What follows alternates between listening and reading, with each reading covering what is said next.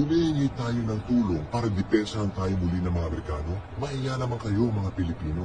Di ba nakakahiya? Pinalayas na natin ang Amerikano, tapos wala tayong ginawa. Ngayon, gawa tayo ng gawa. At humihingi tayo ng tulong para depensahan tayo muli ng mga Amerikano? Mahiya naman kayo mga Pilipino. Pinagtatawa na kayo ng mundo.